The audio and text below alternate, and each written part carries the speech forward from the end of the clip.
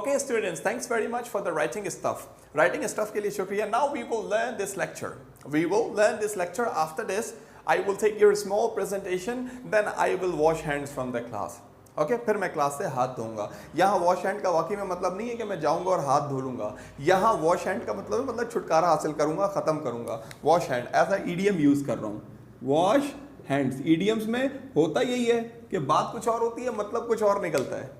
मतलब कुछ और निकलता है. जैसे हम उर्दू में एक ईडियम कहते हैं भाई कि ये देखें इसको आजकल जैन को, ये तो हवाओं में उड़ रहा है. तो वाकई में ये हवाओं में थोड़ी उड़ रहा होता. वाकई में ये हवाओं में थोड़ी उड़ रहा होता है. एक कहावत है, एक मुहावरा है. ईडियम का मतलब मुहावरा, कहावत नहीं सॉरी. ईडियम का मतलब होता है मुहावरा, यानी मुहावरे में बात कुछ और होती है, मतलब कुछ और होता है. जैसे मैं कहता हूँ wash hands, that after half an hour I will wash hands from the class. आधे घंटे बाद मैं क्लास से हाथ धोऊंगा. इसी तरीके से हम बोलते हैं कि भाई ये तो बड़ा हवाओं में उड़ रहा है आजकल. तो वाकई में ये हवाओं में थोड़ी उड़ रहे होते हैं, बस एक मुहावरा है. कहते हैं to live in a castle, he is living in, to live in castle, हवाओं में उड़ना. कैसल का मतलब होता है किला. क्या मतलब होता है कैसल का? किला. किला कैसल का. तो कैसल का मतलब क्या है? किला. और महल को क्या कहते हैं?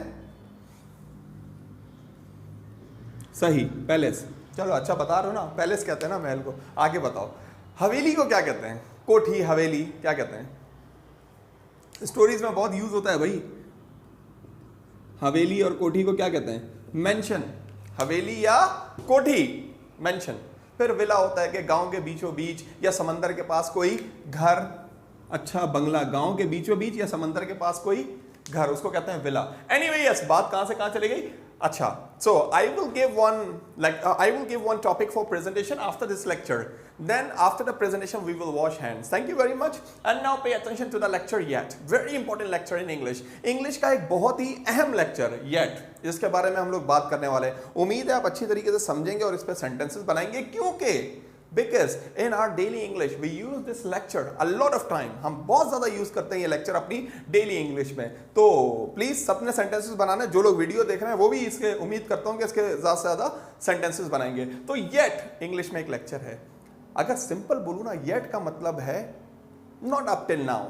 Not up till now. पहले तो ये जहन में बिठा लें कि येट नेगेटिव के लिए इस्तेमाल होता है, इंकारिया मनफी जुमलों के लिए इस्तेमाल होता है येट. इसका मतलब है नॉट अप टिल नाउ, ऐसा कोई काम जो अभी तक नहीं हुआ है, होना बाकी है. क्रिकेट में कितना यूज होता है. बाबर आजम हमारा शेर, मैं कहता हूँ Babar Azam is yet to bat. Babar Azam batting करने के लिए, कॉमेंटेटर कहते हैं कि बाबर आजम बैटिंग करने के लिए बाकी है. Okay, Shoaib Akhtar is yet to bowl. Shoaib Akhtar bowl करने के लिए बाकी है, कोच बनने के लिए बाकी है. एनीवे, तो येट क्या जहन में बिठाना है? सबसे पहले येट एक मनफी लेक्चर है, नेगेटिव की बात करता है. ओके, दूसरी बात, क्या नेगेटिव की बात करता है? कि ऐसा कोई काम जो अभी बाकी है, अभी तक हुआ नहीं है, रहता है जो काम, उसके लिए हम लोग इस्तेमाल करते हैं येट. एक येल भी होता है इंग्लिश में वर्ड. क्या होता है? येल, चिल्लाना. येल क्या वर्ड होता है? येल. येल का एक और वर्ड कौन सा है? शाउट तो सबसे आसान है ना सर. येल बिल्कुल सही है, शाउट भी है. एक और क्या है? Scream. Yet, shout, yell, shout, scream.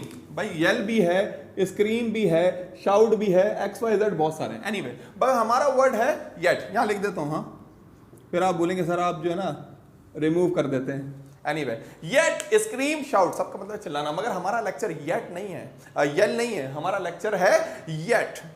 सही है, ये बात जहन में बिठा ली कि येट नेगेटिव की बात करता है. दूसरी बात, येट ऐसे काम की बात करता है जो अभी तक हुआ नहीं है, अभी बाकी है, अभी रहता है. तो yet, it refers to an event that has not occurred so far but that might occur in future.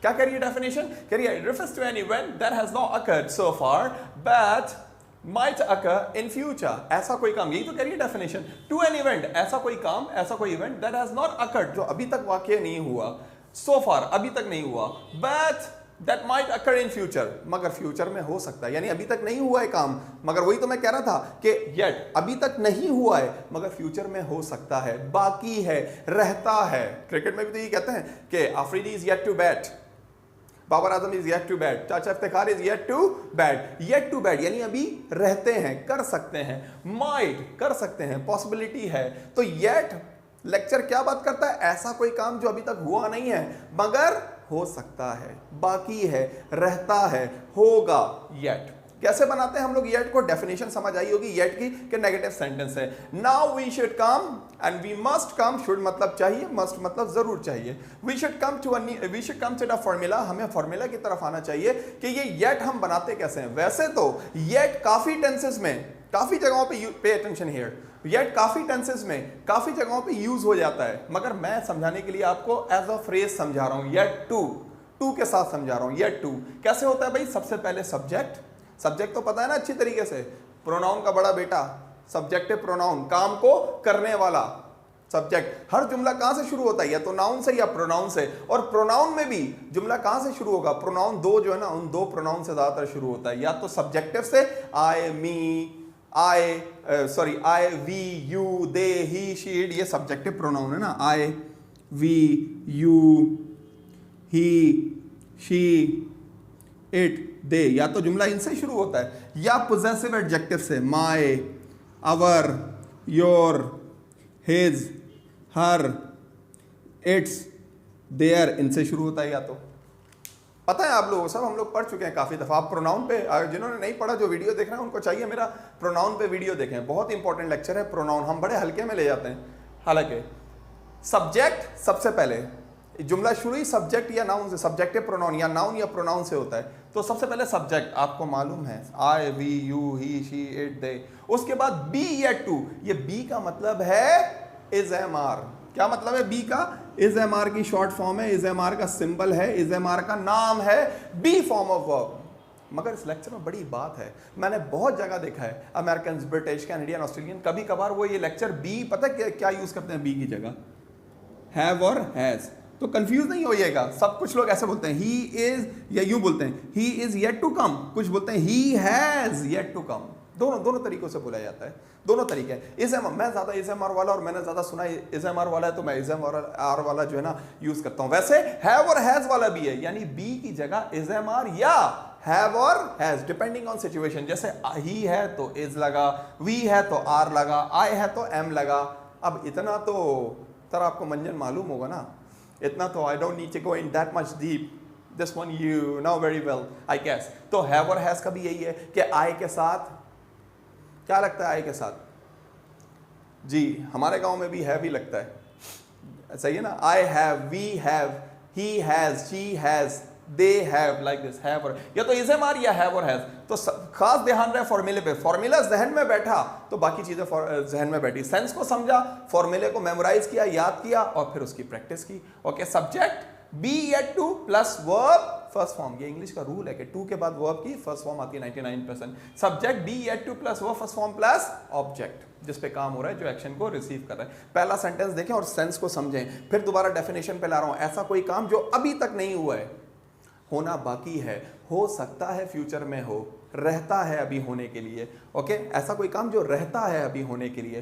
He is yet to come, he is yet to come, बहुत सारे मीनिंग हो सकते हैं, बहुत सारे सेंसेस हो सकते हैं इस जुमले के। जैसे आप कहते हैं सर राफे कहाँ है, मैं कहता हूं he is yet to come, वो अभी तक नहीं आया है।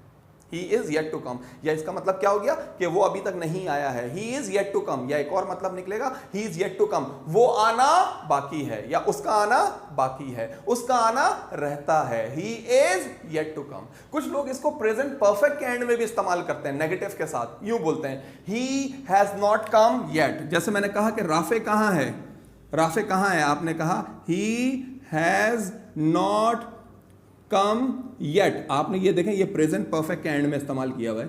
आया उस सेंस में भी नेगेटिव में, यहां भी सेंस दे रहा है नेगेटिव का ही, यहां पे भी सेंस दे रहा है नेगेटिव का। He is yet to come, कि वो अभी तक नहीं आया है, उसका आना रहता है, उसका आना बाकी है। कुछ भी आप समझ लें, कुछ भी आप समझ लें। We are yet to receive documents, we are yet to receive documents. इसको भी इस तरह बोल सकते हैं, we have not received document yet, हमने अभी तक डॉक्यूमेंट रिसीव नहीं किए हैं। वी लिख देता हूं, हाँ, we haven't received document yet, हमने अभी तक डॉक्यूमेंट रिसीव नहीं किए हैं। या ये वाला we are yet to receive document, we are yet to receive document, और जरा have और has से भी बना सकते हैं, we have yet to receive document like this, we are yet to receive document. okay, बताया नहीं यार आपने, टू नहीं लिखा, अजीब आदमी है यार आप लोग। anyway, I am yet to eat dinner, अब इसका मतलब आप लोग बता दें, I am yet to eat dinner, मैंने अभी तक डिनर नहीं खाया है, या मेरा डिनर खाना रहता है, मेरा डिनर खाना बाकी है। ओके, पाकिस्तान मैच हार रहा है पाकिस्तान, लेट सपोज, और शाहिद अफरीदी, लाला शाहिद अफरीदी बैटिंग पे नहीं आया, तो हम लोगों को उम्मीद है, हम कहते हैं Afridi is yet to bat, Afridi का बैट करना बाकी है। बैटिंग करना बैट कहते हैं ना उसको, वर्ब में फर्स्ट फॉर्म बैट बनेगी ना, मैं बोलूंगा Afridi is yet to bat, Afridi का बैट करना बाकी है, अफरीदी ने अभी तक बैटिंग नहीं की है। तो yet to, very simple lecture. Now I want you people to make some sentences. अब चाहता हूं कि आप कुछ सेंटेंसेस बनाएं ताकि हम लोग जल्दी से प्रेजेंटेशन की तरफ आए। रिटन आप लोगों ने कर लिया, थोड़ा सा एहसान कर दिया मुझ पे। Okay, you have done favour on me and then you have done the written activity. Now we are doing this lecture. After the lecture we'll come to the presentation, and now I want you, I need you, I order you, I suggest you, okay, I suggest you, I order you to make sentences, okay, about yet. Okay, अच्छा, मैं कहता हूँ हमने अभी तक document receive नहीं किया, we are yet to receive document. मैंने अभी तक पास रिसीव नहीं किया है, I am yet to receive pass. Okay, मैंने अभी तक गाड़ी स्टार्ट नहीं की है, आई एम को मिला के I am yet to start the car, I am yet to start the car. Okay, मैंने अभी तक कार स्टार्ट नहीं की है। चलें, एक सवाल हो जाए आप लोगों से, सरकार, सर, हुजूर, इसका नेगेटिव कैसे बनेगा? ये देखो भाई,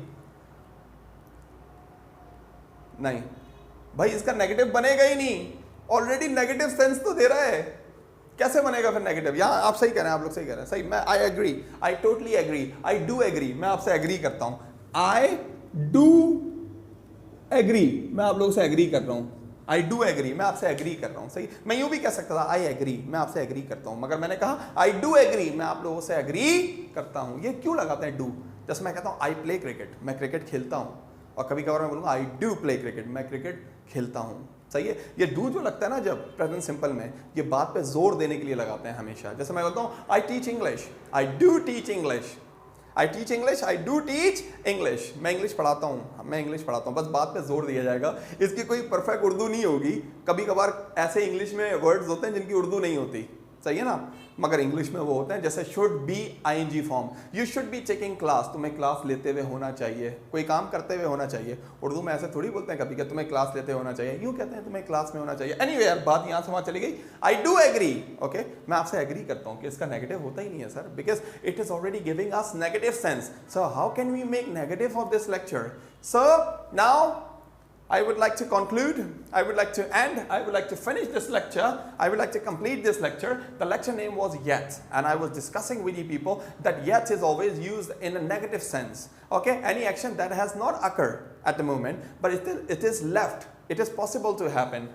That is called yet. Okay, subject be yet to, and I also told you that we can use have and has also.